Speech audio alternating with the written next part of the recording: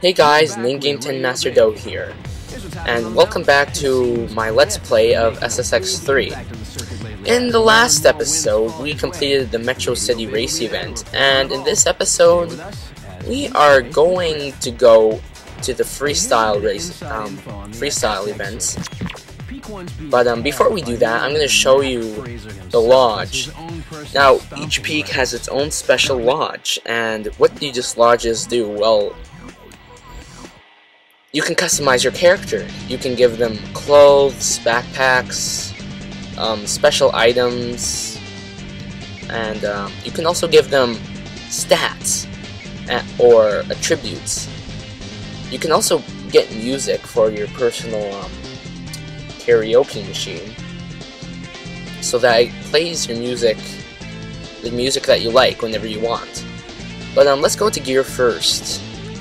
Gear is separated into 6 categories: head, upper body, lower body, shoes, special, and effects. Special effects. You can only find special effects at the 3rd peak, and I think you can only find special in peak 2. But anyways, you can also check out your rider details, which shows your rewards from races, your trophies from races, and your Uber Trick setup. Now, you can actually customize your Uber Tricks and buy other Uber Tricks to use, even though you already have your own. But some Uber Tricks are pretty cool. Anyways, now I'm just going to buy attributes, or stats. And these stats, I can tweak my rider. So right now I'm upgrading tricks and spins, and that'll allow me to spin faster in midair and to do tricks a lot faster, which is great. There's also acceleration, edging, speed, stability, and toughness.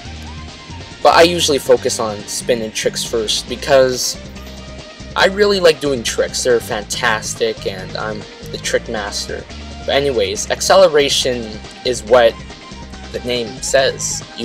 The higher acceleration you have, the faster you'll go when you stop, and the faster you will get to your top speed. There's also edging, which basically increases how far you can turn for those curves. There's speed, which tracks your top speed. There's spin, which I told you about. There's stability, where if you hit a tree or if you hit a rock, the higher the stability you have, you're back with Radio Big. the less chance of you getting knocked down. So stability is really important later on, or if you're a noob, because you want to get knocked down the least amount possible. Then there's toughness. Toughness, it's a bit hard to explain. Basically, if one of the other players tries to hit you down, that's right, you can hit other people down and they can hit you. The higher toughness you have, the lower chance of you getting knocked down, or the higher chance you're knocking down the opponent. To knock down someone, you press the L1 or R1 button. But anyways, past that, we're going to the slopestyle event of the first freestyle event, slopestyle.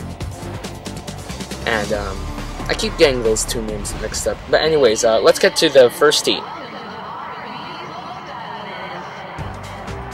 What a mouthful. Anyways, let's continue on.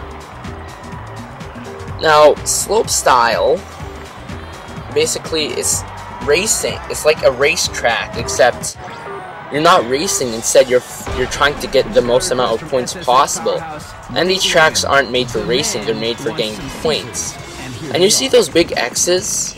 Those are multipliers. If you get those and you land a trick correctly, then it'll multiply your points by 2, 3, 5, or even 10. If you can manage to get 10, oh my gosh, you'll totally obliterate the rest. You have to finish in the top 3 to get to the next heats. But if you can get a high enough score, then you can actually skip a heat because you still are in the top 3.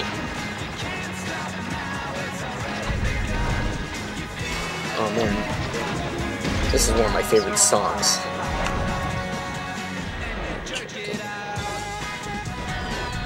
I've been trying to rush to tell you everything. Whatever. It's all good. Oh yeah, you have a timer. Instead of the game recording your time down the track, you have a timer.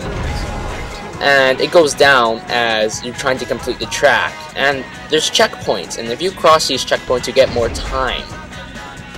So you can't take too long if you're racking up points by pressing, tail pressing, head pressing, or even just going on the jump a bunch of times. If you can reach that X, it gives you a 10 times multiplier. I tried to get it here, I failed. It's the hardest thing. That half pipe is so awkward because if you miss the 10 times multiplier, you can't go back and get it. So I just cut my losses and went here. Since this is a beginning course, you know, it's not that hard. I mean, even if you're a pro, it's not that hard. If you're a noob, maybe it'll be a bit hard, but you just gotta try and focus on doing uber tricks and landing them. I mean, I'm doing pretty well. You also want to boost your stats as fast as possible. Oh, by the way, when you're raising your stats in the lodge, it costs money. And the higher you're raising each stat, the more money it will cost. So yeah, there's a catch. In the last games, like SSX and SSX Tricky, you would beat tracks to get stats, but it's a bit different in this game. I kind of like the stat system a bit better in SSX Tricky, just because it made a bit more sense. And it was also fitted to each player's personality. For example, Mac is kind of young and wild, so he has a high trick percentage, and so is Kaori. And while other racers might not be as young or as energetic, they might have a higher speed stat because of experience. But while in this game, all stats are shared. But anyways, that was the first heat.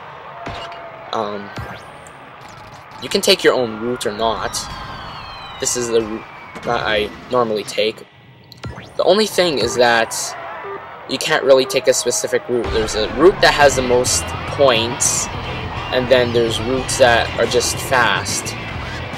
But sometimes you don't need to take the the extreme points count, because just taking a less point route will be enough. That might sound confusing, but what I'm really trying to say is that, you know, it's your decision which route you take. There's a 10 times multiplier. You want to get that. Did you see how much that raised my points?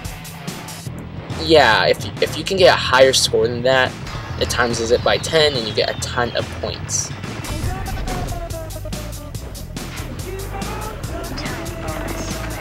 Taking a breather.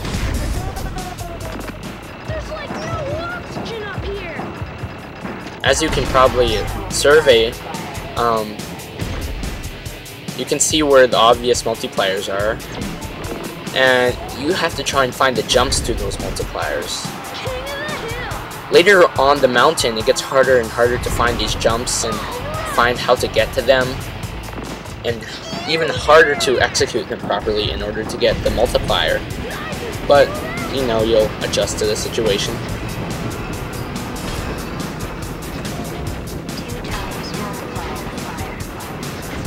Tricks and flips. Oh, man. Kinda got greedy.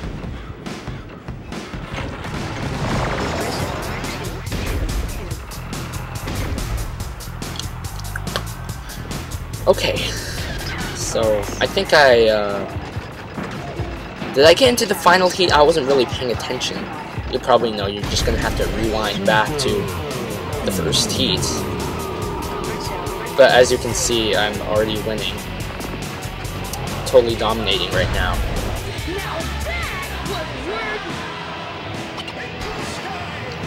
These videos, I've been getting the best music luck. Like, I'm not using the jukebox karaoke thing, Why did I call it karaoke anyways? It's a jukebox. But anyways, I'm not using my customized music. I use customized music as soon as I enhance all the stats in my character.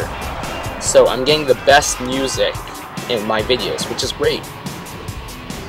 I failed there. There's a 10 times multiplier at the top of the truck if you can get it while going off that big jump. I'd rather take the big jump than the 10 times multiplier, because the 10 times multiplier, you're on a rail that gives you barely a jump, so you won't even get that many points. But anyways, that was the R&B slopestyle event, Freestyle, and next time we're gonna cover the rest of the freestyle events. So rate, comment, subscribe, and I'll see you guys later.